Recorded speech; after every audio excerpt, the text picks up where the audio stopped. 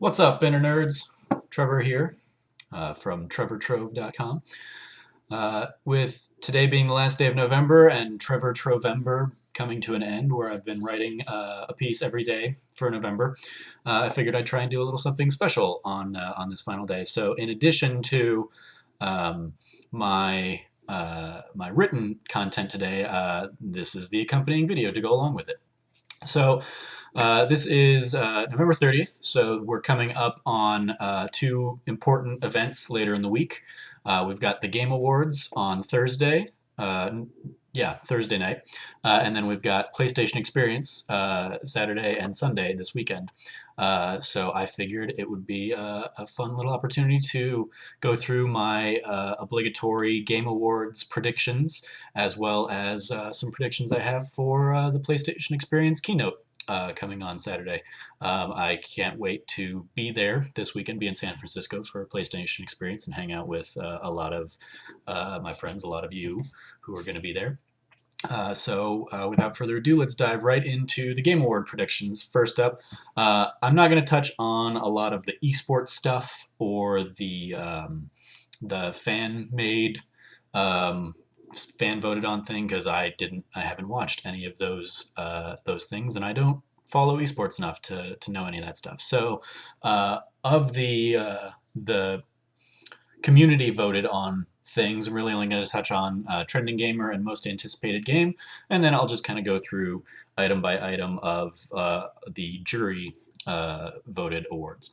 So trending gamer, and you can go to the Game Awards website for all the nominees. I'm not going to run through the nominees for every item. Just going to kind of pick my who I think is going to win.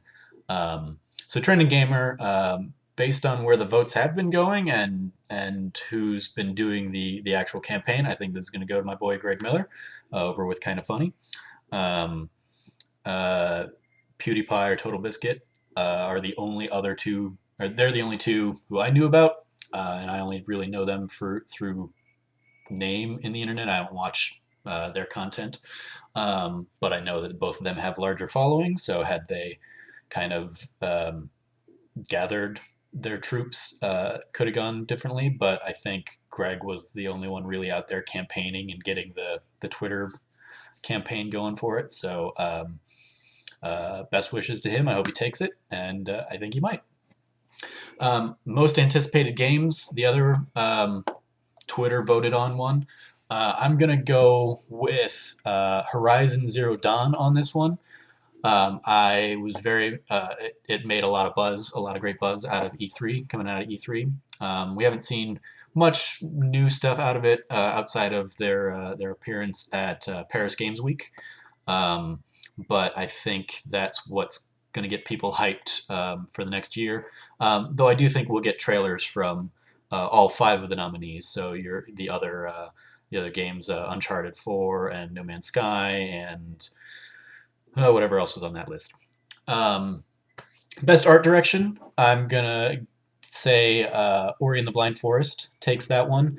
The other four nominees are all more or less in the realm of realism and don't really do all that much artistically that jumps out. Whereas Ori had such a beautiful handcrafted, hand drawn aesthetic to it that I think it stands out above the rest of that pack.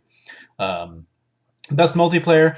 This is another one of those where I don't really have a leg to stand on in terms of any of these, as I am a primarily single player person. But I'm gonna go ahead and say I think Destiny: The Taken King is gonna take this one, given the kind of rags to riches story that it had this year. People loved vanilla Destiny, myself included. I played it a fair amount, never got into the big end game content like the raids or anything, and was not really a huge PvP person. But I enjoyed the original enough, but not enough to pick up Taken King myself. But in the circles I follow, I think it definitely, especially with their raid content uh, for uh, um, for Taken King, kind of came through and delivered what people have been wanting that game to be for a year. So I'm gonna go with taking that one. Um, Best sports and racing game, I'm going with Rocket League on this one. And you can see I've linked it in my article, and I'll link it in the description on the YouTube video. Um, I wrote a little something for Irrational Passions on Rocket League back when I played it over the summer. Um, of all the other nominees, Rocket League was the only one that really did something new. And yes, it has its, it had its precursor in supersonic acrobatic battle rocket powered battle cars. Maybe, I don't know. That could be completely wrong. But that one didn't have nearly the hit and the impact that Rocket League did. So I think Rocket League's going to take it on innovation alone. Plus, it was a hell of a fun game to play. Family game, I'm going to go Lego Dimensions in this regard. Disney Infinity might also take it. But both of those ring as much more family game focused than the other high contender in that category. I think Mario Maker. Super Mario Maker is great for like my generation that grew up on Mario and loves playing Mario, but I don't know how much of an aspect there is in regards to the family element of it. It's not like I've seen, great stories about parents creating Mario levels for their kids. I've seen lots of stories about people creating horrible, torturous levels just to mess with other people online. So I don't. I would say it's the best Nintendo game that came out this year, but not best family game. Best fighting game, this is another one I don't know all that much about fighting games. I don't really follow the scene, but I think Mortal Kombat X of the candidates is the most known and the best known quantity. But if the members of the jury rely on like the fighting game experts at their various outlets, it could possibly go to Guilty Gear XRD, Xrd. I don't even know how this one's said. Guilty Gear sign. That was another one that, like, from the fighting game community that I follow online, people were really jazzed about that game. So, but I still think Mortal Kombat X will take it for name value alone. Best role-playing game, I'm gonna say Fallout 4 takes this one. I've certainly put in a crap ton of time in it, and having played probably the other high-profile in The Witcher this year, this certainly has edged out The Witcher, at least for my tastes. And Bethesda's kind of a known quantity in the role-playing game market. Not that CD Projekt Red did anything wrong with Witcher. It's a great game, as deep and insane as a Fallout game or a Skyrim. But my personal take goes to Fallout, and given the buzz that has kind of hit Fallout since it hit, and like I'm still seeing it constantly in my Twitter feed. I think it's gonna have kind of the long-lasting aspect. So yeah, I say Fallout 4 is going to take Best RPG. Best Action Adventure, I'm given to Metal Gear Solid 5, Phantom Pain. One of the other games I poured over 100 hours into this year. Having never played a Metal Gear game before, this one surprised me and just had a great gameplay reward loop. One of the best ones I've seen, where the game levels up alongside you. It just made for very satisfying. Yes, you're doing the same kinds of things over and over again, but it never felt like I was repeating myself. It felt because I had to. The game adjusted to my play style, and I had to adjust to the game's adjustments. So it was great in that regard. And the fact that it got such great critical praise, I think, makes it a shoo-in for this category. Best shooter, similar to best multiplayer, I'm gonna give this one to Destiny Taken King, but it could easily go to Call of Duty or Halo 5. I don't really play shooters enough to have a huge say. Splatoon's the other kind of oddball in the category, which I played a little bit of, and I would definitely say it's the most innovative shooter. But it didn't jump out at me as being the best shooter of the year. Um, Whereas kind of by and large, Call of Duty and Halo and the guys over at Bungie kind of all stand as the pinnacles of shooter mechanics. Um, though having now played Halo 1 and 2, and you can read that review on TrevorTrove, I don't quite get it because it's so slow and heavy. Obviously, I haven't played 5, so they may have sped things up, but it just is not the kind of shooter I'm interested in playing these days. My pick for Games for Impact, Life is Strange. I haven't played the games, but I've heard great things about it. It's the one that kind of has the critical buzz in this category, so I won't speak to it more than that. Best performance in the same vein, I think Ashley Birch as Chloe Price in Life is Strange has kind of the industry fan favoritism going for her. But I have heard great things about Camilla Luddington's performance in Rise of the Tomb Raider. Haven't gotten to that one yet myself, but I'm gonna, based on who's kind of making the decision, I'm leaning towards Ashley Birch on this one. These are the people that picked. Was it Matt Stone? No, it was Trey Parker who won last year. So who knows? They picked him over Troy Baker, who would have been the kind of the shoe-in favorite, but I think Ashley will still take it. Best score and soundtrack. Soundtrack is kind of where I'm basing this on because I picked again Metal Gear Solid 5, Phantom Pain. The score itself leaves a lot to be asked for, but the fact that I came in on Pequod literally hundreds of times to the final countdown blaring, this was certainly my musical memories from that game are going to be based off of the soundtrack for it. Best narrative, I'm saying Tales from the Borderlands takes this one. I haven't gotten around to this Telltale game yet. I did just play through Game of Thrones on my 24-hour extra live stream. But everything I'm hearing, and from the first 2 installments that I've played of Tales from the Borderlands, I think it's been getting the buzz that it's Telltale's best narrative yet.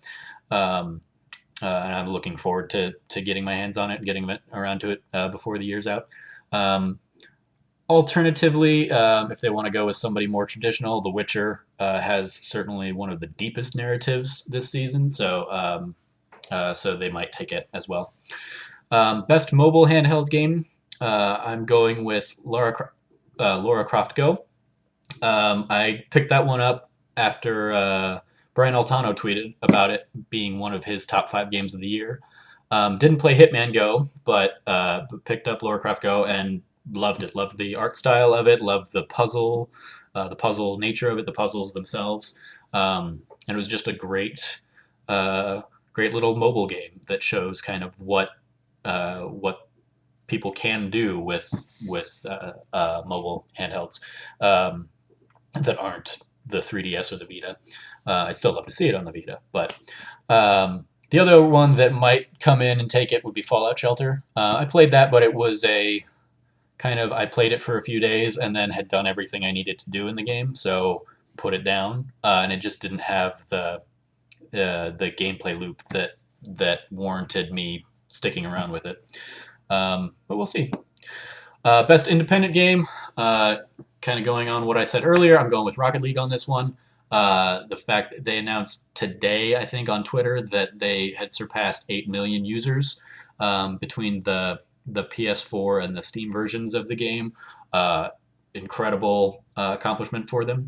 And yeah, it was just a great, fun game to play. It's a shame because up until that, I would have said Axiom Verge was my pick for this year. because Tom Happ did a great job with that, as especially the story behind that being the one-man show. Um, was certainly a great story to tell as well. But I think Rocket League just kind of grabbed the mind share away from Axiom Verge. Um, Developer of the year, I think this one's at least for me one of the no-brainers. Going to CD Projekt Red, they did everything right from a PR standpoint, by like including the thank you for supporting our game letter that came in every copy. The 16 weeks of free downloadable content because they believe that, hey, you just paid for this game, so here's our thank you for that, was great. And then they delivered an incredible game. So great, great on them. And yeah, I think Bethesda coming in with, um, hey, here's this game you've been wanting for 7 years, and you're going to get to play it in 6 months, is another great story. But I think CD Projekt Red kind of won on the goodwill front, and so I think they're going to take it. And then Game of the Year, I think, is going to go to Metal Gear Solid 5: Phantom Pain. I think Fallout 4 is the other big possible contender here, but the reviews on that and the kind of critical response has very much been, if you don't like Fallout, you're not going to like Fallout 4 because it's more Fallout. Whereas if you didn't like Metal Gear, as I said, it was incredibly fun and rewarding to get into, because of how solid the gameplay mechanics were, regardless of if you knew the story or could follow the story along. So I think that's what's going to make Metal Gear take it. So those are my Games Award predictions, and we'll see how I do come Friday, or Thursday night. And then now I've got 5 little predictions I want to touch on for the PlayStation experience, specifically the keynote. But if any of these were announced, no, they would all be announced during the keynote. None of these are going to be like hidden in a panel there at the event. So my first one out is probably the easiest one based on the fact that trophies for Final Fantasy VII leaked recently. But I'm going to say that they announce Fallout 7 is going to be released during the keynote, basically like a, hey, we announced this thing last year, PlayStation Experience. It wasn't quite what you wanted, but we're giving you that too. But here, this thing that we announced a year ago and was supposed to come out in like the first quarter of this year, but got delayed. Here, it's available now. You can go and download it from the PlayStation Network following the keynote.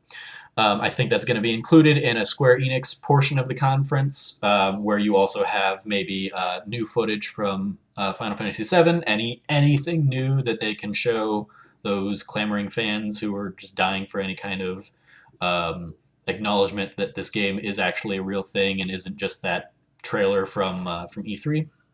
And if not that, then you might have also new Final Fantasy 15 footage kind of to supplement that. Prediction number 2, The Last Guardian gets a release date, and it is announced, and I'm making the prediction that hits in September, that takes the Metal Gear Solid spot from this year. Seemed to do really well for them. I think Sony is going to probably have some other games, maybe like Horizon Zero Dawn, come more in the holiday season, so they're going to get Last Guardian, which is for the diehard PlayStation audience who have been following this game for 9 years. I think they're going to put that in early fall, September. Might not be right on the date, but I think they'll announce a date. I don't think they would have shown it at E3 if they didn't have a sense that it was going to be coming sooner than later. And I think they probably just gave you that tease and said, but we'll give them a date at PSX because that's the show for them. Prediction number 3. There will be yet another Uncharted 4 live demo. I think this one's going to focus on like one of the major set pieces in the game. For example, like the collapsing building of Uncharted 2, or the cruise ship, or hanging out the the plane in Uncharted 3. And the real catch on this one, I think it's going to go off without a hitch. Last year's PSX live demo, the debut demo, they had that issue where he fell through the floor, and then at E3 this year they had the issue where the controller didn't register, and so they had to restart the demo. I think this one they finally get one right, to be kind of the last taste of the game before we see it in March 18th, day before my birthday. Yay, Uncharted! Please don't get pushed from that date, because I want to play you on my birthday. Prediction number 4, and this is one I'm going to take credit for. If you see this, Greg Miller, I'm calling you out because I do it every time you guys talk about this. That No Man's Sky is a PlayStation VR title was my prediction. I brought it to you in the Colin and Greg chat, and you took it and have co-opted it for yourselves, and screw you, Greg Miller. Game over, Greggy. That was my prediction. But I'm saying that we're going to get PlayStation VR announcement in tandem with a live No Man's Sky demo from the stage. Both are going to be given release dates in June. We already know that No Man's Sky has been announced for a June window. I think that's and we've been told, I believe, that PlayStation VR is coming Q2, which would fall in line with June. So I think we're going to get both of those dated in June, with No Man's Sky announced as a launch title and pack-in if you buy PlayStation VR. As well as it being available to anybody to buy if they just want to play it on console. But that's my multi-layered, in-depth No Man's Sky prediction, and if it comes true, I am going to definitely be going for a job in the gaming industry because that's a hell of a prediction. And then lastly, my 5th prediction, PlayStation aliases announced, or something to that effect. Architecturally, everything they've said is that it would be too difficult for them to be able to actually make it so you can change your names, your PlayStation name, because that is the ID that everything is tied to. But I think that they can come up with a way to build an alias or a mask that you can kind of assign as your PlayStation ID, while your actual PlayStation ID of Bong Ripper 420 is still running everything behind the scenes.